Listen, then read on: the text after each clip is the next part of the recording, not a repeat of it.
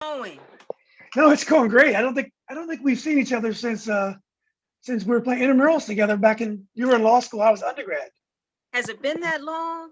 I can't remember. I didn't even know you were still in the area. And then somehow I was, putting this Facebook group together. We were putting it together, and I was like, I got to find Cathy, and I found you on Facebook somehow. And so it's been great catching up and seeing all your Yeah, photos of you yep, and your kids. yeah, definitely. I appreciate it. It's been fun, just kind of reminiscing on all the, our heydays playing basketball back in the day and high school, college, intramurals, all that kind of stuff. So it's been real fun, and also reconnecting with a lot of our competitors, teammates, and everything. So I really appreciate you guys putting that little group together. It's been amazing seeing how it's really caught on, and how many people have started joining into the conversations and being engaged. It keeps me on Facebook a lot more than I used to be on Facebook. Yeah. Even now, I mean, I'm not on there a lot, but I'm on there more than I used to be. And I specifically look for conversations with the Nova group. So I appreciate it. Well, it's great to have great players like you on it. It just adds credibility to the group, and it is interesting that women players, they play their basketball and they move on. It seems like the guys are more likely to be stuck in the senior season, the game they lost. I've been surprised how the women generally, great players, and the time you played, the women, we had the toughest women conference region, one of the toughest in the country. But I just amazed how women deal with their basketball memories different than men. I don't know if we deal with them all that differently. I will Mm. say this. I mean, I don't want to reveal my age, but it's been a long time. And I will Mm. say this, there are some games that I played in high school that it took me a long time to get past. And even Mm. now, if certain individuals, raise some of those games and, those tough losses, it really does hit a sore spot.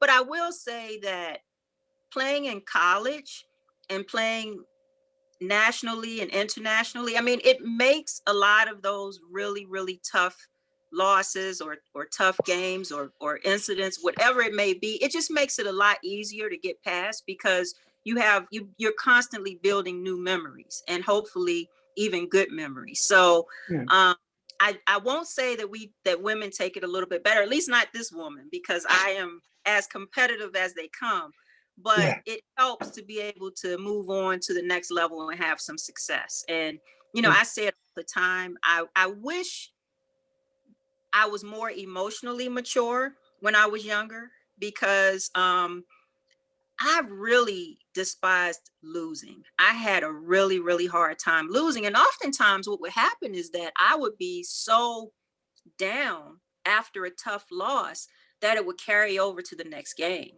And Mm. I would have a tough time getting up for the next game. And obviously now that I'm older and, I played in college and, played at a higher level, I've coached, I've learned how to get past it and make sure you learn from it, and don't repeat the same mistakes. But, Mm. when I was young, I mean, I would get really down after tough loss. And a lot of times it would carry over to my next game. So, Mm.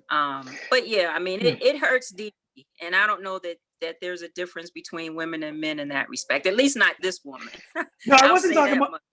Yeah, I wasn't talking about the hurt, the pain. I was talking more just the amount of time spent talking about it, thinking about it, posting about it. It seems to be different. I'm No, sure a real competitors, whether you're male or female, I don't think that's going to change your competitiveness. But I did want to ask you. TC Williams is an iconic name. There's a movie, but more than that, growing up in Northern Virginia, it was just a sports titan, but it was just the sports powerhouse, and it was such a it's an iconic name, and obviously now we're learning the name means something else, and so they're going back to Alexandria High School, which was the original high school in Alexandria before George Washington was built. Um, but how do you feel about that? is it bittersweet for you? I mean, obviously, you know, that's the name has to go, but do you feel bittersweet? Because I remember you guys coming into the gym and the cheers of TC, and you know, it's such an iconic name. Yeah, you're right. It is an iconic name, and there's a lot of passion and a lot of sentiment that goes along with that name. And I've had some mixed emotions about it. On the other hand, I remember when I was in high school. I graduated from TC Williams in 1981, and I remember even when I was in high school, there was a lot of talk about who TC Williams was as an Mm, individual, and there was a lot of discussions about changing the name because TC Williams didn't stand for what we thought the school should stand for. So, mm, on one hand, you're absolutely right. It is an iconic name. On the other hand, I think, the issue of just race relations in this country is much bigger than the name of the school. And I mm, think it's really about the people, it's about the history, it's about the accomplishments. And so, from that standpoint, while I think, it's going to be tough, not being able to put TCW on different things, hashtags or whatever. On the other hand, I think that the name change was long overdue. And I think we'll adopt Alexandria City High School the same way we adopted TC Williams. But, the good thing is that it's still standing. You can't erase the history or anything like that. So, mm. I just keep in mind that the issue is much bigger than the name of the school itself. Yeah. Well, you know, one thing I've learned through this group, I didn't realize that the tradition of Alexandria in terms of sports. I didn't realize. I mean, you guys are always great, but I didn't realize all the great players that are from the area. Many of these names have come back to the forefront now that we're doing this group and reviving this history.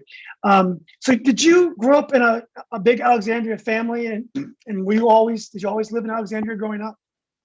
I did. I am a lifelong Alexandrian. I grew up in the city. The one thing about TC Williams, you may or may not know this, but obviously TC Williams is in the city of Alexandria as opposed to being a part of Fairfax County, because there are places in Fairfax County that have an Alexandria address, but it's part of Fairfax County, whereas TC Williams is in the city proper.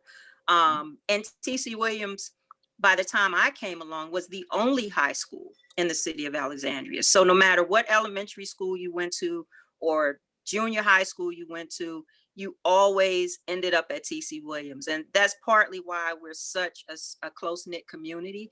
You tease me, I think, on a couple of Facebook posts about, everyone being my cousin. And, I do have a very large family in Alexandria, blood family, but a lot of, the closeness and references to cousin or brother or sister, whatever, it's just the love and the camaraderie Mm, that we feel in the that we feel as a community. And everyone that I refer to as bro or sis or cuz aren't necessarily my cousins, but they may be yeah, a cousin to a cousin, or they may be a sister yeah, or brother to a really, really close friend of mine. yeah. But yeah, I mean, I've been here my whole life. And it's a great place to grow up. That was one of the beauties of playing basketball when I was young. Um, you probably know this. You had a sister who played, but when we were coming up, there weren't a lot of females who played Mm, basketball at a really serious level. I started playing when I was probably, I'm going to say like 9 or 10. I sort of strolled into the rec center and, just started shooting around and realized, I'm pretty good at this. And I really loved it. But it wasn't until I grew up in the area of Alexandria that we used to call in town. Like there are different parts of Alexandria, and there's one area that we used to call in town. And that's where I grew up. And it's one block down from the Alexandria Olympic Boys and Girls Club. And I remember I was about 12 years old when the Alexandria Boys Club started allowing girls in.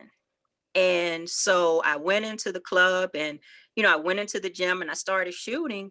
And again, I had already developed a love for it, but I hadn't really gotten very serious about it until they started allowing girls into the Boys and Girls Club. And by being 1 block away from my house, and the hours, I remember the summer hours were from 10 in the morning until 10 at night. And I would go in there 10 o'clock in the morning, and I literally would be there all day long. And I might just leave the club, maybe once during the course of the day and run back home and grab something to eat. And then I'd be right back up there. And so that's really how I honed my skills. At that time, most of the time I would be the only girl in the gym. And there would be a lot of older guys in there. People like, and I mean some really, really great players like Chubby Pollard, Tommy Parker, Timmy Wigglesworth. Like, these were older guys. They were probably about 3 or 4 years older than me. And they had been playing a lot longer than I had. But I think they saw something in me. And they kind of took me under their wings. And whenever we would play pickup, they would pick me on their teams, even when I wasn't necessarily developed. My game hadn't developed to the point where I was going to help them win. I think they saw something in me, and they would choose me on their teams just to give me the run. And then over time, what happened was they started choosing me because they wanted to win. But yeah, I mean, it was a great time. But I really think just having access to the Boys and Girls Club at that time and being able to spend all day, every day for a couple of summers in the gym, I think that really helped me develop my game to a point where, and then I was playing against guys all the time. There was some girls who came in and played, but they weren't as serious or as committed as I was. And so 99% of the time when I was in the gym, there were nothing but guys in there. And so that's who I played against. And I think that's how I developed the skill set that I did, because I was playing against guys all the time. And generally speaking, guys are going to jump a little bit higher. They're going to be a little bit stronger, a little bit more aggressive. And I think that's how I became, a little bit stronger, more aggressive, jumped a little bit higher than a lot of the girls that I played against, because I was used to playing against guys who had been playing for a really long time and were really, really good. I mean, we used to joke about it at TC Williams, but as you know, TC has some really, really good boys basketball teams. But we used to joke about it. On any given day, you could walk up and down the hallways of TC Williams and choose 5 guys who were not on the basketball team who could run the starting 5 of TC Williams' team out of the gym. That's how good those guys were. And I think about, like I said, the names I mentioned, like Tommy Parker, Chubby Pollard, like those guys were as good as anybody. And they never played for TC Williams, at least not that I know of. And, that was part of the issue too, because when you have one high school in the city, all of your talent ends up in the exact same place, and you can only keep so many players on the team. And so, I know some of the discussions in the group have talked about how many guys we lost to surrounding high schools, because they knew that if they, their chances of making TC's team were either limited or their playing time would be limited. And so they would transfer and go to other schools. But yeah, that was part of the challenge growing up in the city of Alexandria and going to TC Williams. But yeah, those were some really good times. So did you play on the Frank Smith was saying that each rec center had their own team. So I know you said you went to the rec center. Did you actually play in the league with the boys as well, or just pickup ball with the boys? Yeah, I used to go to I went to Charles Houston Recreation Center a lot, but I was right down the street from the Alexandria Boys and Girls Club. So I played on all the Boys and Girls Clubs teams. And I had a lot of my teammates from Francis Hammond. I went to Francis Hammond for secondary school before I got up to TC Williams. And a lot of my teammates at Hammond and TC Williams played for Charles Houston. But I played for the Boys and Girls Club before I got to high school. And we played other Boys and Girls Clubs in the area. Like, I remember we played Jelliff Boys and Girls Club, Eastern. We played most of them, I think, were in the DC region. But yeah, we played mostly Boys and Girls Clubs at that time. And I would go to Charles Recreation Center for pickup games, though. That'd be an all girls team that you play on, the Boys and Girls Club team. They have a girls and a boys team, right? Okay. Yes. And what about your teammates that I later watched you play with, like Joyce and Leveron and I can't, Jennifer Palmer, I think. I can't think of all the names, but where did they play? Did you know them growing up too, or? Um, uh, I some of them we played together. We played JV together at Hammond. Like for example, Joyce Williams, Pinky, as we called her. She came from the Charles Houston Recreation Center area. Pinky, there's a young lady named Mary Green who was really good back in the day. They played at Charles Houston. People like Jennifer Braxton, um, Yeah, uh, Clementine Rixey. Those yeah, people Clemency. I know. they grew up in what we call the Del Rey area of Mm-hmm. Alexandria, and they played at Core Kelly Recreational Cool Center. Kelly, yeah. Um, and who else? Like Sharon Palmer, Rhonda Overstreet. They were from the area up near Hammond High School. I'm not sure if they played rec ball at all, but yeah. So there are different parts of the city, and we all ended up convening. Now back then, the way the schools were made up, I mean, you had a number of junior, I guess you could say middle schools. John Adams, who's some of the other ones? Minnie Howard, I think at the time was a middle school. And those were like 7th and 8th grade. And then when you got to the 9th grade, you went to either Hammond High School, Francis C. Hammond, or George Washington High School. And so for 9th and 10th grade, that's what you did. And when I went to Hammond, and so Pinky and I played together at Hammond on the JV team. Pinky was a year behind me. LaVon was at Hammond. She played with us. Who else? Jennifer. I don't think Jennifer wasn't at Hammond. She was at GW. So Jennifer and I didn't play together until we got to TC Williams. But yeah, I mean, it was just, crazy how they divided the schools, but we all converged at TC Williams. And when we got there, I mean, I remember I played JV as a 9th grader at Hammond for Coach Henry Stam. So he was a great coach. But, at the time, I don't know that I was mature enough to really appreciate his coaching style, because he yelled all the time. And I just thought he had it in for me. And I didn't respond well to yelling. So I couldn't get to TC's varsity team fast enough. We actually won the district championship. My 9th grade year, we won the JV championship. I'm pretty sure we beat Robinson in the championship that year. As a And freshman, then you played as a freshman at Hammond. You played on TC's JV team. Is that right? right. Okay. But it was Francis Hammond's JV team. But that was the thing, because TC Williams at that time only had 11th and 12th graders. And Okay. so Right. as when you were in 9th and 10th grade, you went to either Francis C. Hammond or George Washington. And so technically we were sort of, under the umbrella of TC Williams, but we were called Francis C. Hammond. And so we played all the Northern District teams as the same way TC Williams did. But we didn't play each other for some reason. But yeah, so we won the district championship, the JV championship, when I was a 9th grader. And I remember when I was going to the 10th grade, the year before, TC's varsity girls had a horrible season. I think they may have won one game or something. And I remember at the end of the season, at the end of my 9th grade year on JV, they pulled me up to the varsity team for the playoff game. And I don't even remember who we played. We may have played Lake Bragg. I can't remember who we played, but what I do remember is that I ended up leading the team in scoring. The one game I played, and we lost that game. But as a 10th grader, I decided I was ready to play varsity, and they had gotten a new coach. Ralph McGirt was coming up. He had been coaching GW's boys JV, if I'm not mistaken. And he was going to be coaching the girls varsity at TC Williams. And I remember, I was in the 10th grade, and I remember a lot of the 11th and 12th graders telling me that they heard that Coach McGirt didn't keep 10th graders. That, so I don't know if they were trying to dissuade me from trying out for the team or not, but I showed up anyway.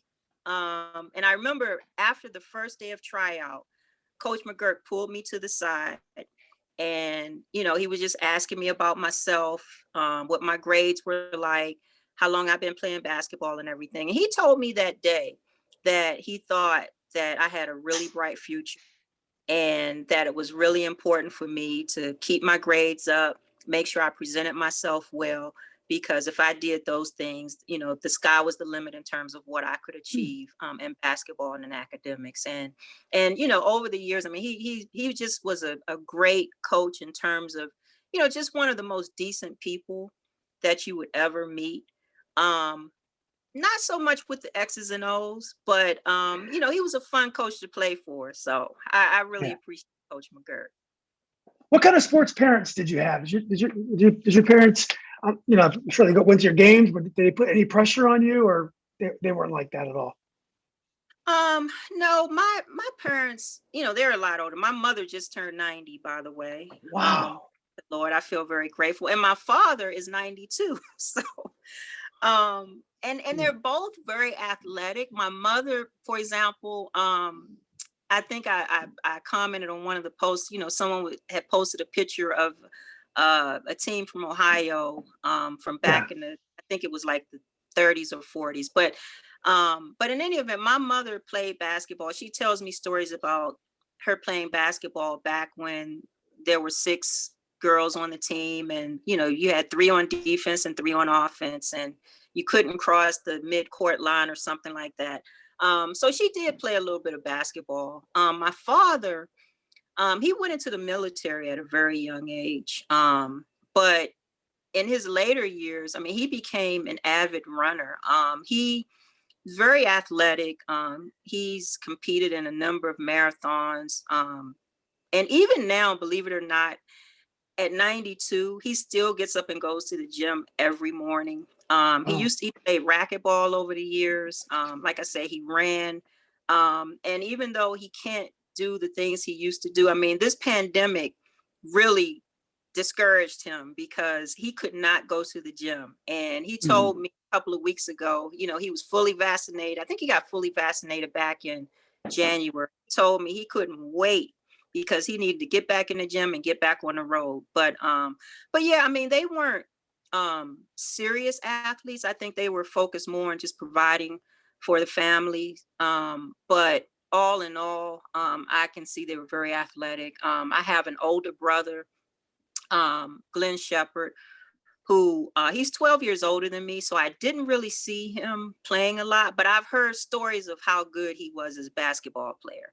And then I have a lot of cousins. My mother's maiden name is Shepard. So a lot of my cousins play seriously. Michael Shepard passed away some years ago, but he was, he played football and basketball and tennis actually. And he went to Shawan on a football scholarship. And then he transferred to I think he transferred to East Carolina back in the day. I have a nephew who played football, basketball, ran track, and ended up playing football for Temple University and played in the NFL. In fact, he played for the Redskins for a number of years. Played for the Redskins, played for Cleveland, Miami in the NFL. So, we come from a pretty athletic family. I have another cousin who played for Edison back in the day. Some cousins who played football. So yeah, overall, we're pretty athletic. but Pretty no athletic. pressure. But no pressure on you to compete and win. Like your parents didn't say, Cathy, No, you only scored no, they 25 really tonight. no, they really weren't that engaged in my athletic career. They just were happy to see that I was playing. I was, keeping my grades up and staying out of trouble. Yeah. But no, I didn't feel any pressure from my family. All the pressure I felt came from within. I put a Exactly. lot of Yeah. pressure on myself to succeed because I saw that. I mean, I came from, a lower income family for the most part. And I felt that basketball was my ticket out. My basketball was a way that I could get a free college education and possibly achieve greater things. So for me, the pressure came from within. So I would think, going to middle school at Hammond, you're probably pretty insulated. I mean, the word probably is not out about you around the region yet. I guess you played that one varsity game. So going into your sophomore year, I guess you guys were in the Northern District by then, and Northern District was strong. So who was on that first team as a sophomore, and how did you guys do? Um, we actually had a pretty good season compared to how TC. I mean, prior to that year, TC had been the doormat in the conference. When I say doormat, I'm talking maybe winning 2 or 3 games a year. I mean, they were really bad. But I don't think it was because of the talent. I think for whatever reason, they just never took girls basketball seriously at the school. And maybe the coaches didn't, maybe they weren't basketball people. I have no idea. But when I went up there and Coach McGurk took over as the coach, we had Jennifer Braxton was our starting point guard. Clementine Rixey was one of our starting forwards. I started at the other forward. Trying to think who else was on that team. Sharon Palmer was one of the guards on that team. I think Sharon was a sophomore like me. Rhonda Overstreet was a forward on that team. Another young lady named Leslie. Joyce King was our center. Actually, I think Joyce, I'm trying to remember. Joyce had graduated. She didn't play with us after that. But yeah, we had some pretty good talent. And believe it or not, one of the best players in the city who I played with at Hammond, didn't even play for TC Williams. Clementine Rixey, Judy Rixey, she was serious, but she didn't play varsity. That's the thing about some girls. You get to a certain age and you start getting interested in little boys and you get distracted, worried about your hair and your nails and all that. And, for me, basketball was my boyfriend. I mean, I just loved the game and I was committed to it and I stuck with it. But we did pretty well my sophomore year. We didn't make the regional tournament. But I think we probably finished maybe second in the district. I can't remember, but I think we did pretty well, but it wasn't until my junior year that we really, by my sophomore year, people took notice for sure. They saw Williams was no longer going to be the doormat in the region or the conference for that matter. And I think we won a lot of games that year. But it wasn't until my junior year when because we were young my sophomore year. But my junior year when Jennifer and Clementine and Rhonda, those young ladies were seniors, is when we really sort of made a push for competing for a championship. So that was the year Robinson had Debbie Young, Teresa Rouse. I think Kim Scala was probably our freshman year. I don't think Julie was on JV that year, and I think West Springfield had Lisa Lank, I believe, that year, right? Yeah. Lank played as a freshman, but I think Lisa, for some reason, I think Lisa was 2 years behind me, maybe. She's 2 years behind. Yeah, that's probably right. Yeah. Yeah. She's So probably when I was a sophomore, she probably hadn't gotten to varsity yet. But no, I was talking about your junior year. When you're, that you guys are getting better, and now it's game time. Because you and Debbie were the same year. Debbie Young from Robinson. You guys were the same year, right? Debbie, Teresa, and I were all the same year. Right. And that was the year. So your junior year, that was the year you did battle with Robinson, Woodson all year long, right? And I think Robinson ended up winning the state that year, but you guys may have even beaten Robinson that year. Is that right? Or I'm trying to remember. I think we beat Robinson my senior year. I think I was a senior. That was after my junior year. We got upset in the region. We made it to the regional tournament my junior year, and we got upset in the regional tournament against Lee. That's one game. You asked about those games that just kind of stick with you. I think we had beaten Lee by 24 points earlier in the season, and we got to the tournament and we just weren't ready. I think there were some players who were overconfident. I think there was a lot of selfishness, and we ended up losing to them by 2 points. And I'll never forget, earlier in that game, Jennifer Braxton was a lefty. If she heard me telling the story, she probably would cringe, but she was a lefty. And I remember earlier in that game, she had a fast break going down the right side of the court, and she shot a layup with her left hand, and it rolled off the front of the rim. And I remember down the stretch, I guess Lee had gone up by 2 points, and we had a fast break, and Jennifer had the ball in the exact same lane running to the basket, and she should have taken the shot but didn't. And she forced the pass, and whoever it was that she was passing the ball to wasn't able to get a good shot off, and we ended up losing that game by 2. But it was just one of those things where I guess because she had missed that layup early in the game, she just didn't have the confidence to take it at the end. But yeah, that's one of those games that sticks with me. But yeah, I mean, I think it was my senior year. I was the only senior on our team at that time.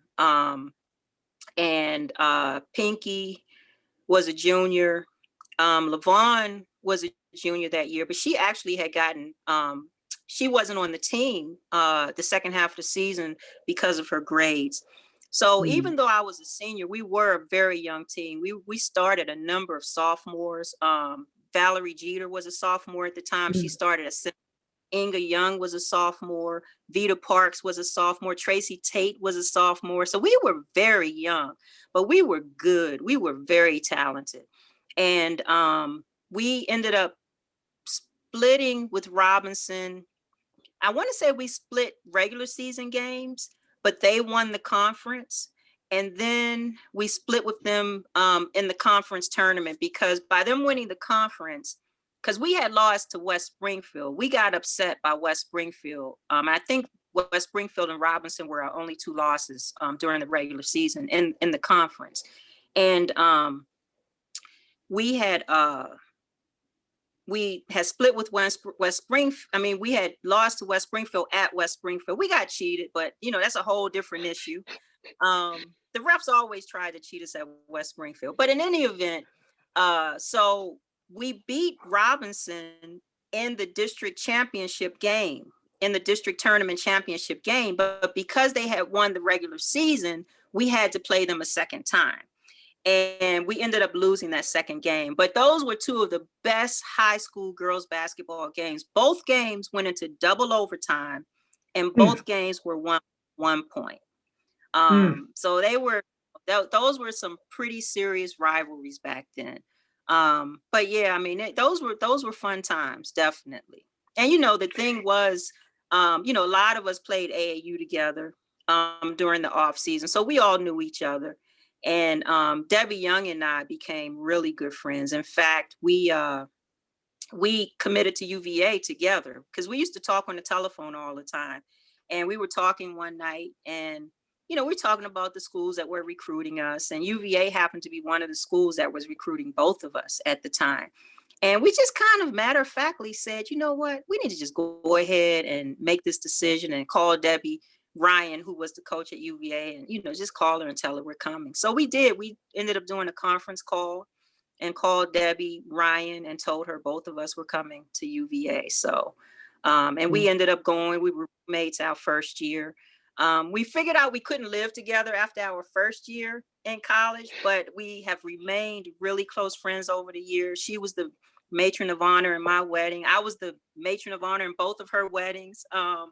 And we've stayed in touch. And she's like one of my best friends for life, for sure. So, and that's just, it was bred from competition and mutual respect. Yeah. You got to tell her that I said hi, because I haven't seen Debbie since 81, whenever she graduated. Wow. And so I'll let her. Yeah. So she's doing well. She lives in Atlanta. She lives in where? She lives in Atlanta. Oh, okay, awesome. Yeah. So what other schools were in the mix? Who did you turn down to go to UVA? Oh man, there were a lot of schools in the mix. I mean, honestly, I probably could have gone just about anywhere I wanted to go. But my second choice was Penn State. I thought long and hard about going to Penn State. I looked long and hard at Georgetown, Maryland. I even looked at the Ivy League. I was being recruited by a lot of Ivy League schools, and I narrowed it down to Princeton. In the end, I chose UVA because I wanted a balance of academics and athletics, and I thought they offered the best of both worlds. And Debbie was a masterful recruiter. I'll say that. Coach Ryan, we all call her Debbie. But yeah, she was a masterful recruiter. And I'll tell you, Julian, my entire high school career, once I got on their radar, she made sure someone from UVA was at every single one of my high school games. And she told me from the very beginning, she said, "You are our number one recruit. And don't feel rushed, don't feel pressured to make a decision. Whenever you decide, there will be a scholarship here for you." And she just said all the right things at all the right times. And I just felt like UVA, it felt like home. I visited. At the time when I was in high school, I was a huge Georgetown and Maryland fan. And on the women's side, I was a Maryland fan. On the men's side, I was a Georgetown fan. And Maryland recruited me as well, and I visited them, but they weren't coming after me as hard as UVA was. Virginia Tech, there were a lot of schools. I had a lot of options, but in the end, I just felt like Virginia offered the best of both worlds, academically and athletically. There were some people who were disappointed that I didn't opt to go Ivy League. But it just didn't feel right. I mean, I just felt like, I was a very serious athlete as well as a serious student, and I wanted to be able to excel in both. I didn't want to feel like there was going to be an imbalance. And I remember visiting Princeton, and I felt very out of place, and I just felt like I would not get the basketball experience that I was looking for out of, had I gone to Princeton. So that was how I ended up at UVA. And there were some other players from this region there. Chrissy Reese was there. She went to Holy Cross in the area. I think she may have been the only semi-local player at UVA at the time. But, at the end of the day, it really was about UVA coming after me really hard. And they just showed they wanted me. And Debbie Ryan said all the right things at the right time. So that was Was pretty it a fun. big adjustment for you? When I came to UVA from Fairfax, Fairfax was a pretty progressive area in terms of, you didn't really think about race all that much back then, even though it had just been recently kind of integrated. But mostly government workers, military workers who were working there. It was not a whole lot of racial tension when I was growing up. When I went to UVA, it was definitely more segregated socially. It was definitely a southern town at the time. You're coming from a much more urban area, obviously, TC Williams. I think basketball kept you busy, so you didn't have as much time as a regular student to think about these things. But did you find there was racial tension? Was it a different feel than you had at Alexandria when you first came? It was a different feel, but I think I was prepared for it. One of the things, growing up, I was always keenly aware of being an African American young lady in a predominantly white world. And I knew that going to a school like UVA, I really had to be focused and make sure I did everything right. Um, and you're absolutely right. I was somewhat insulated because I was on the basketball team, and they made sure we had every tool at our disposal to be successful. So you're right. I mean, it didn't hit me in the face as it did some people, but I had my experiences at UVA as well. As a matter of fact, I was cleaning out, looking through some papers that I had gotten out of my mother's basement just last night. Funny you should ask. And I ran across a paper that I had written for a sociology class at UVA on political prisoners during the civil rights movement.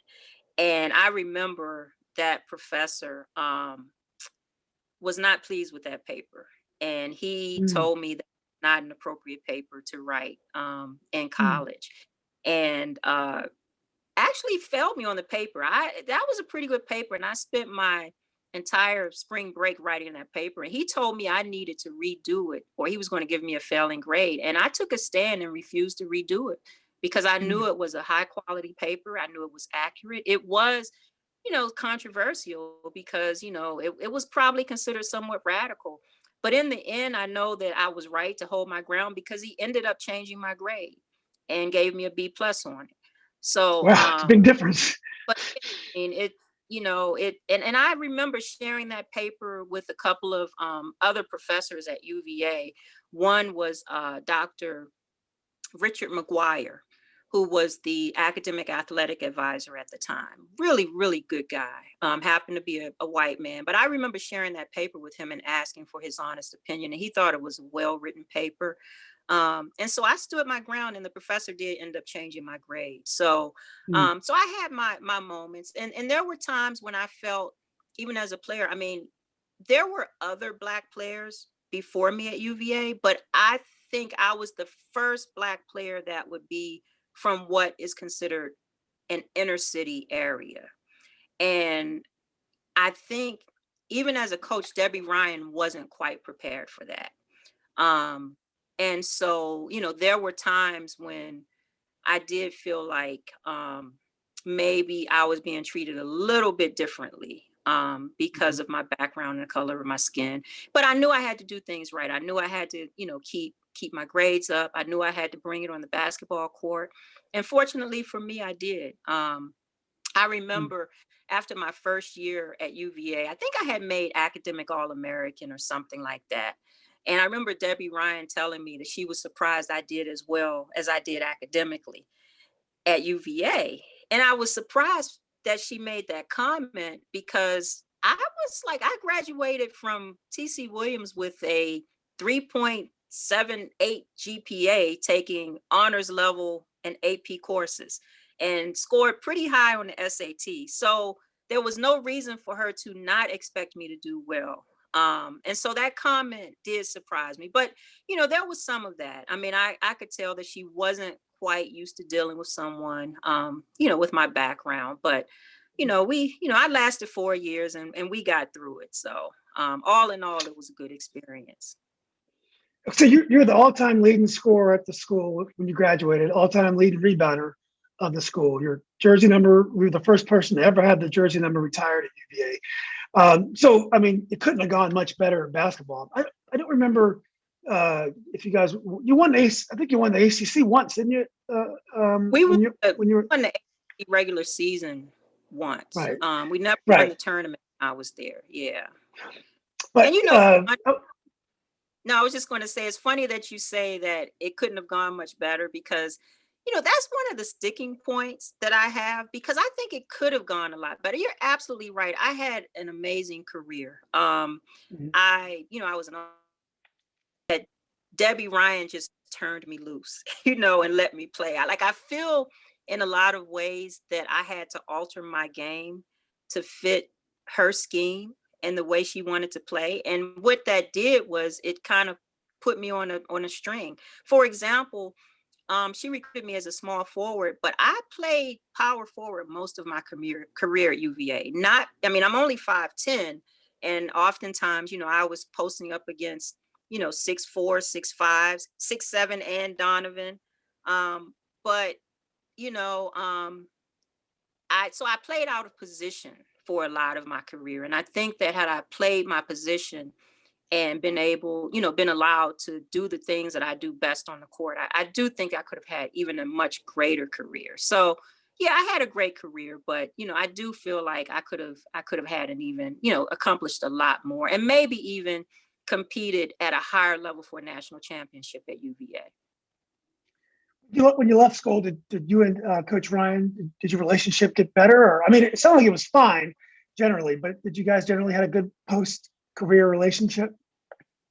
Well, we made it work. Debbie, honestly, if you talk to pretty much every player who's ever come out of UVA, they'll tell you that like most of the players did not have a close relationship with Debbie. She just wasn't a very personable person. She's a nice person, just very private, not very personable, not touchy-feely, that type of coach. But one thing that she did say to me that made me feel a lot better is that she apologized for not allowing me more freedom on the basketball court.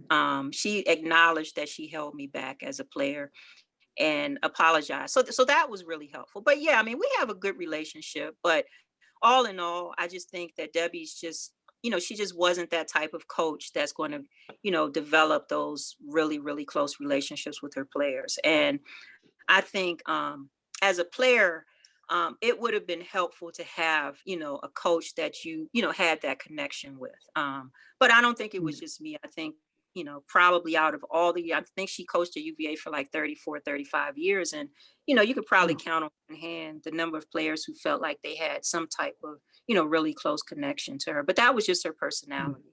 But she was a great coach in terms of X's and O's. I mean, she really studied the game, and she knew how to put a winning team. And like I said before, she was a masterful recruiter.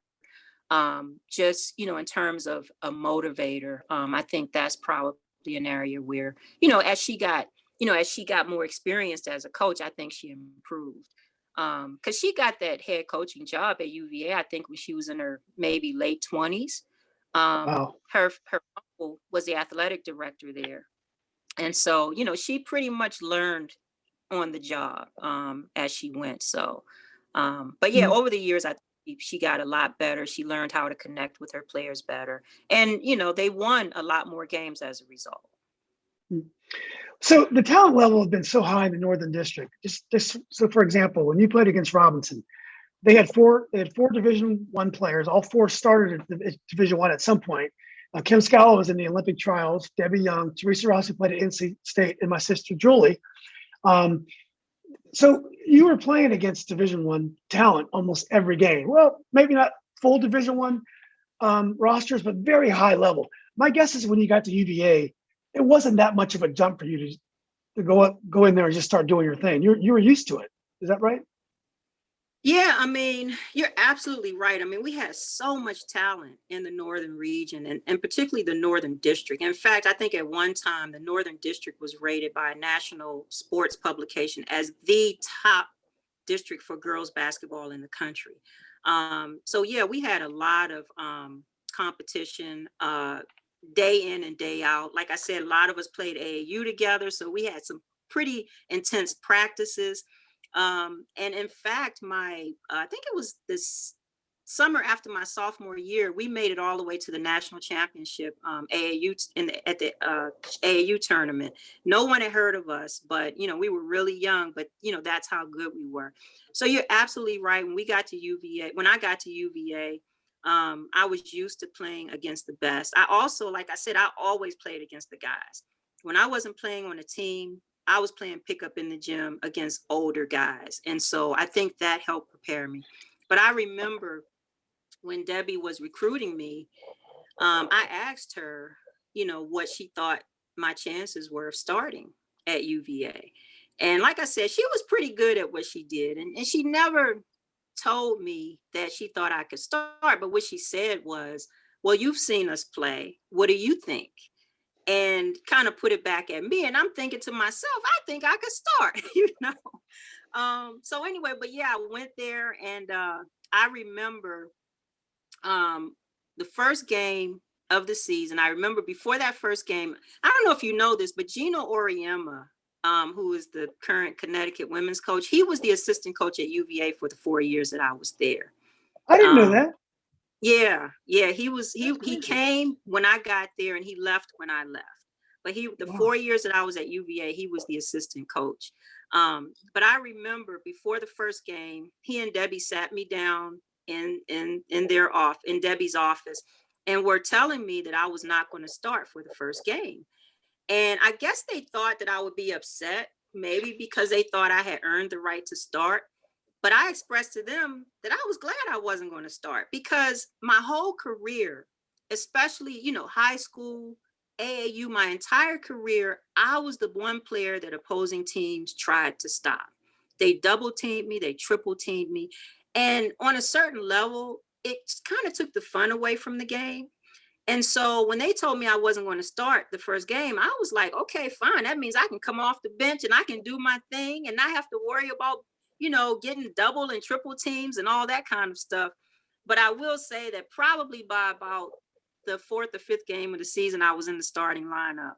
Mhm. And never looked back from there. But yeah, I was kind of looking forward to just being able to play my game without opposing teams necessarily double teaming me and triple teaming me. But it didn't last for very long. So Yeah. But did you feel the women's game at the time, I guess NCAA had only had women's basketball for a few years. They had AIAW or something. Did you feel the women's game was given the proper respect at the time? Because I think now it gets a lot of respect. The games are all televised. The final, the tournament is. A lot of the conference tournaments are as well. So, A, did you feel like the game got respect, and B, did you feel like the game was given respect by the UVA athletic program? Yeah, you're absolutely right. I think my freshman year at UVA, or my first year at UVA, the lingo. I believe that was the first year that the NCAA took over college basketball, women's college basketball. So you're right. I mean, it was going through a transition at the time. It had been under the AIAW after that. And I will say that I don't think the women's game at that time was getting its due respect on a national level. At that time, I still don't think women's basketball gets its due respect, but they get more respect now, more publicity, notoriety than then. But I always felt really grateful to be at UVA because I think Debbie Ryan had been there long enough and had built a winning program to the point where she was able to advocate for us as women in a way that a lot of other coaches couldn't necessarily advocate.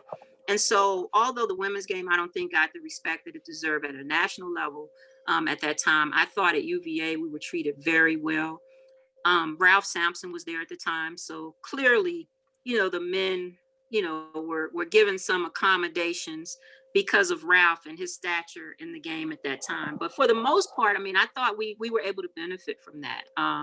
And I thought they showed us a lot of respect. We had, the best practice facilities. We had the best equipment. We didn't bus to long games. Like the furthest we would catch a bus to an away game might be a 4-hour trip. Anything over 4 hours, we were flying. So I thought we were treated pretty well. I mean, obviously now, they have their own practice gym and all that kind of stuff. But for the most part, I thought we were treated well. I think on a national level, again, there was some programs that had a lot more success than we had at UVA that really were not treated as well by their universities as we were. So I think overall, we were shown a pretty decent amount of respect. So in today's world, you would have gone right to the WNBA, but obviously it didn't exist at the time, and there was very few pro opportunities at all for women. You had to go overseas for anything serious. So you ended up in law school pretty quickly. Did you go to law school the next fall, or did you take a year off and did you try to play pro? Yeah, I ended up going to law school. I had, there were a couple of. I mean, it was a tough decision. My original plan I had applied to law school, but my original plan was to defer my enrollment in law school and go overseas and play basketball for a couple of years. Not for the money, but for the experience. Because as you know, we didn't have the option of playing professionally in the United States, but I did want to have the experience of going overseas and playing basketball. I had tried out for the Olympic team in 1984. I didn't make it, but the feedback was that I had a better chance of making it in 88. So that was something in the back of my mind as well. But in the end, I won 2 postgraduate scholarships. I was named the ACC Scholar Athlete of the Year, and I was named the NCAA Scholar Athlete of the Year. And with those awards came postgraduate scholarships. And the catch was that you had to use them immediately or you would lose them. And so that forced me to have to make a decision. Do I go overseas just for the experience? I mean, I would have gotten paid, but it really, the draw was the experience more so than the money. Or do I stay here and go to law school sooner rather than later?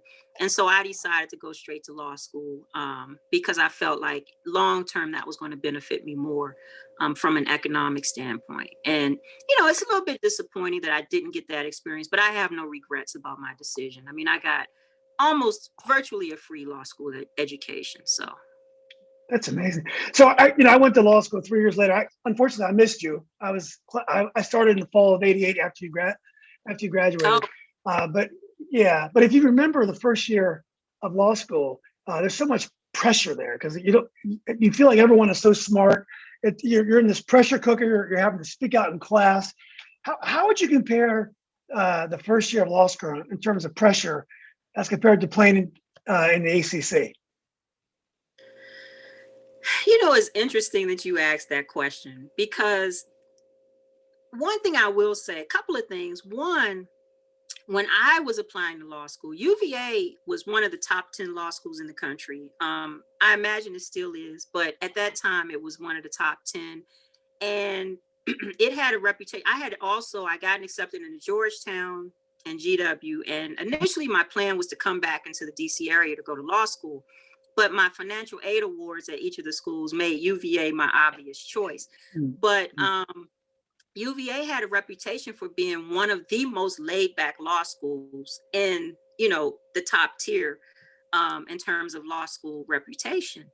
And so, but the interesting thing was that I really had no role models in terms of lawyers. Like I didn't have any lawyers in my family. I didn't know any lawyers. And so my whole thing was all my life, I had been playing basketball and trying to get the best grades I could get in school. And I never felt like I had enough time to really devote to my academics. Like I loved learning. To this day, I love learning. And back then, I just never felt like I had enough time. And even, especially in college, you're on the road all the time. And I just felt like I really didn't get a chance to immerse myself in the academic aspect of college the way I would have wanted to. And so I saw law school as an opportunity for me to do that without basketball tugging on me. And because I didn't have anyone in my inner circle who had been to law school, I didn't know that I was supposed to be scared. I didn't know that I was supposed to be intimidated. I didn't know that it was supposed to be the toughest thing that I ever did in my life. So I kind of went in a little bit naive about what it would be. I just thought it was going to be more school. And so in a way, I think maybe I was at an advantage because of that, because I didn't feel the same pressure that a lot of people felt going into law school. It wasn't until I got there and started, listening to everyone else talk about how petrified they were that I realized, maybe I should be a little bit more nervous than what I am. But yeah, in terms of the pressure, I think that it was, for me personally, there was much more pressure competing in the ACC on a night-to-night basis because, we were expected to win. We played some of the top teams in the country. And, again, I always wanted to perform well. So law school for me was a piece of cake, knock on wood. Yeah, I'm that's saying awesome. that facetiously, just Yeah. meaning that for the first time in my life, I was really able to focus on academics and not have, basketball pulling at me. In fact, I had considered being a graduate assistant for UVA while I was at law school. And I was talked out of doing that because Yeah. I can't remember who I spoke to, but they thought it would be too much for me to, work with the basketball team and excel in law school. So I decided not to do that. And you had a second part to that question, I think. No, you nailed it. That's Oh, perfect. I was going to say that listening to you say that it makes people it makes it easy to understand why you were so successful as a basketball player because you're focused and you don't get wrapped up in those things. When I went to law school, I was so intimidated, and I wish I had more confidence in myself. The first year, you're looking around, you're kind of starry-eyed, and everyone's acting like they're so smart. And then, once I realized I got this, it took me a little bit of time to realize it. By the second semester, I was fine. But I wish I would have hit the floor running like you did, and just approach it like you approached your basketball career. And it wouldn't have made a difference in my life. I never practiced law very long, and I enjoyed going to law school. I'm so glad I did. I love Charlottesville. I would not trade those 7 years there for much. But I do wish I would have managed those kind of things better. But that's how you learn in life, right? yeah, definitely. I think when you go through different phases of your life, I mean, there was a time when I would honestly say, I have no regrets. Everything I've done, I've learned from. And then as you get older, you start reflecting. You think, maybe I would have handled that Mm. situation a little bit differently had I known then what I know now. So I definitely can appreciate that as well. And, even when I think of my basketball career, like I think of one of my best friends in life, Queen Harris. She was an older woman, a mentor, basketball player, and she kind of took all of us younger female players under her wing. And, she would groom us and, chew us out if we didn't play well. And, she'd play us one-on-one. In fact, she was LeVon's aunt. Mm. But I remember her coming to my games at UVA from time to time, and she would chew me. I remember one game we played Penn State, as a matter of fact. Now, Penn State, as I mentioned, was my second choice of school, so I really wanted to play well this game. And I finished that. I had a monster game against Penn State. I think I finished that game with 32 points. We probably won. I probably missed no more than 3 or 4 shots the whole game, and we probably won by like 15. I don't know, but we beat them pretty handily, and I had a monster game. So I was feeling pretty good about myself. But I remember after the game, Queen chewed me out. And I'm listening to her, and she was like, you need to be more aggressive on offense. You passing the ball too much. You need to shoot the ball, this and that. And I'm thinking, like, I'm doing what my coach is telling me to do. But looking back, I realized, she saw something that I didn't see. I think she felt like they were holding me back, and they really weren't allowing me. They weren't allowing me to do the things that I do best. And but again, at that time, I'm just thinking, I'm trying to be coachable. I'm doing what my coach wants me to do. So sometimes I think back and I wish maybe I was a little bit more of a renegade, when I got on the court, Yeah. did my own thing, because in the long run, I think it would have helped the team a lot more. But hey, you live and learn. And so as a Yeah. coach, when I coach my kids now, I just try to turn them loose and let them play the game, within a certain framework though. Well, so you had this long successful career, which ongoing as a government attorney, but you're also a mother of some ball players. So, what sports do your kids play, and what's their success so far? Yeah, well, I have 3 children. My daughter, who I thought was going to follow in my footsteps, she really didn't take to basketball. She ended up being a dancer. She's a girly girl, which I never was. So she Mhm. ended up being a dancer. But I have 2 sons also, and both of them played football and basketball coming up. They did some martial arts as well. But Gino, my middle child, he really was born to play football. Really, really good athlete, really good basketball player, but he lived, ate, and breathed football. So he ended up playing football in college at the University of New Hampshire on a football scholarship. And then my youngest, Win, he was my basketball player. He played football and basketball as well. Really, really good quarterback. Actually had a lot of college interest in football as a quarterback, but decided he wanted to focus on basketball. And so he played basketball in college. He graduated from Bard College, actually their master's degree program last year. But yeah, I mean, both of my boys are really, really serious athletes and really good at what they do. Um, I started coaching basketball when decided he wanted to learn to play the game. I think he was probably maybe 8 or 9. And so I decided I wanted to teach my children the fundamentals of the game, if that's what something they wanted to do. And so that's kind of what got me into coaching. And I found that I was really good at it. The good thing about me, I've heard those horror stories, and I've seen firsthand the horror stories of parents coaching their kids, but I was determined not to be that parent or that coach. Um, it just so happened I did coach my kids, but I treated them like I treated everyone else. No better, no worse. I've seen parent coaches who were extra hard on their kids, and I've seen coaches who favored their kids over the other players, and I did neither. I treated everybody the same, and I tried to make sure I uplifted every child on my team, and I tried to do it the right way. And to this day, I get, Happy Mother's Day text messages, Happy New Year's, Merry Christmas, all that kind of stuff from some of the kids I've coached over the years. So I definitely try to do it the right way. But yeah, it was nice having some athletes. My daughter, I didn't miss only time I missed one day. She danced from the time she was 6 years old until she graduated from high school.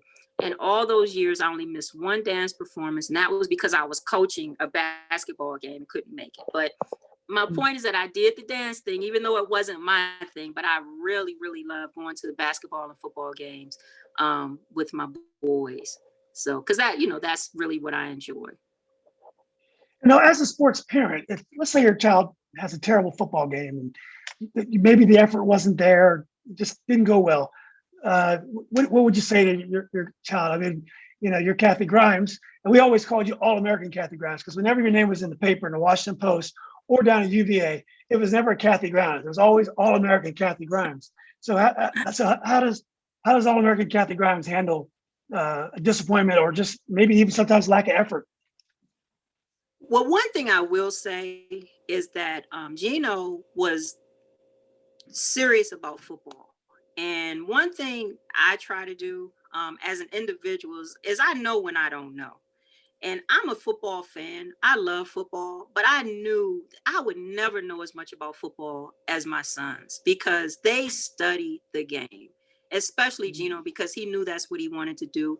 So if he had a game and for whatever reason it didn't go the way he wanted it to go, I did more listening than talking because I never wanted to say something that was wrong or give him bad advice or information or guidance. And all I tried to do was just keep them encouraged. I tell them, well, you need to make sure you do A, B, or C, whatever it needed to do to uplift them so that they could perform better. But I never tried to talk about the X's and the O's. Now, when you get to basketball, that's a whole different story because obviously I played the game. I know the game. And so, if my sons, more so my youngest son, because he was the one who was really focused on basketball, but if they did something or didn't do something that they needed to do, I was always trying to, just give them pointers, always trying to keep them uplifted and encouraged. But I will say this, I mean, there were times when they just didn't want to hear it. And so I wouldn't share anything. I'd wait and get it in at an opportune time, but really just about trying to help them be better players and better people. But I wasn't one of those, helicopter moms or crazy parents trying to live my dream through my kids. All I tried to do is help them achieve whatever goals and dreams that they set for themselves. And the main thing is that, I just wanted them to be the best people they could be. They were self-driven when it came to sports. In fact, with Gino, more so than win, but Gino, I used to have to encourage him to relax, take a break, because this kid, he would go to football practice, and if he felt like they didn't run them enough at practice, he would come home and go out in the backyard and run sprints. Like that's how committed he was. So yeah, I mean, they were very driven, very great, just super athletes, but more importantly, they were great people. And that's really what I wanted to raise. Great individuals. And I thankfully, I think I've accomplished that. All three of my children, they're great kids and, just really just solid individuals, hard workers. So I'm grateful for that. Cathy, we really should have done a better job keeping in touch all these years. So when you were playing, I think most of the African Americans in the western part of the county, we were all closet TC Williams fans, but when our own school wasn't playing. So, I watched you play. You had such a style, the way you move, you were just cool. Your game was very creative, and it was, it was hard. I've never seen anyone that I would say Cathy Grimes plays like. You had your own game. So I always admired you from afar. So, I mean, I was very lucky to see all those games. Those Robinson games, those double overtime games, I forgot about those games, but I was there, and I was cheering for Robinson because my sisters are those teams.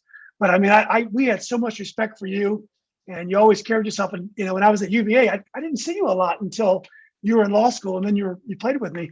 But it was great to see your success, and we followed you. I came to some of your games as well. So I want to thank you for being involved in our group, and thank you for being a true trailblazer. You have, and you can see this on the group. there are so many women, former girl players that say that you were the one that looked up to you. You were the one, that showed them the way. So I think you have left a great leg, not only with your own children, but you left a great legacy with the the girls basketball players in Northern Virginia. Well, thank you, Julian. I really appreciate that. And, I try to just, when I was younger, of course, I loved the game, and my parents raised me right. And I just try to be a good person, but I just love basketball and I'm passionate about it. And even now as a coach, I'm not coaching as we speak, but I'm just passionate about the game. And I'm just one of those people who, looks at the glass as being half full as opposed to half empty. And every player that I've ever played with or seen play, I just have nothing but love and respect for them because they're out there and they're trying. And there's always something positive that you can bring to the table. And so, some of my best friendships and relationships were born through basketball. So I really appreciate that. I appreciate, all the women who played and came up behind us. I mean, it's funny because I run into some of these women, like Christy Winters, Penny Moore, they were much younger than me at the time. And I didn't realize, at the time, you're kind of in your own world. And I didn't realize, how closely they were paying attention. But I am grateful that we did it the right way. And it wasn't just me. I mean, there were a lot of other young ladies who were out there playing. But because, I happened to be one of the more high profile players, I guess, I was attracting a lot more attention. So I really appreciate you putting this group together. Thank you for taking the time to interview me. I've been on my cell phone, so hopefully, it's the picture is fine. I tried to log in on my laptop, but it wasn't working for me. So, but Okay. again, I really appreciate everything that you're doing. Tell Julie I said hello. Where is she, by the Yeah. way? Area? Julie's in Seattle. And she got off Facebook. She was writing. She writes novels now. She works at the University of Washington, and she's an accountant there. She's doing well. Well, Oh, she's a controller. Yeah, she's a controller there. She's done really well. But she writes novels, so she gets off Facebook because she feels like Facebook distracts her from her writing. You get down these rabbit holes. You get down these rabbit holes. But she's doing good. I can't wait to send her this interview because oh, okay. I know it's going to bring back a lot of memories. And what we got to do is we got to get some of you and Julie, hopefully Debbie, on a call together. I would love to get you guys together and just talk about those games and those rivalries that you guys had. Yeah, that would be great. That would be a lot of fun for sure. It would, I'm going to have to yeah, reach out to. I haven't talked to her in a couple of months. I need to reach out to. I still haven't sent her that picture that someone posted on the Facebook page, but I need to send that to her and write a little snide remark at the bottom. So, but yeah, I yeah, appreciate everything that you're doing. And this is, it's been great reminiscing. It's always nice to bring yeah. back, go back and think about those good times when we had no worries, no responsibilities. All we had to do was show up and play basketball. Yeah, your memory's very strong. I mean, you were able to rattle off almost your whole team. I've talked to quite a few athletes, and even folks that played like in the mid '90s. They struggle a little bit with their teammates. I mean, you had you probably had your whole roster. So that just goes to Yeah. show you how much it meant to you, but also how good your memory is. Yeah. Well, I don't know about the memory part, but hey, I'll take it. Right, Well, with, let's keep in touch. After COVID's over, we're going to get the families together. yeah, definitely. That sounds like a winner. Yeah. Okay. All right, Cathy. Thanks again for doing this, and enjoy the rest of your day. Okay, you too. Take care. Okay. All right. Bye bye.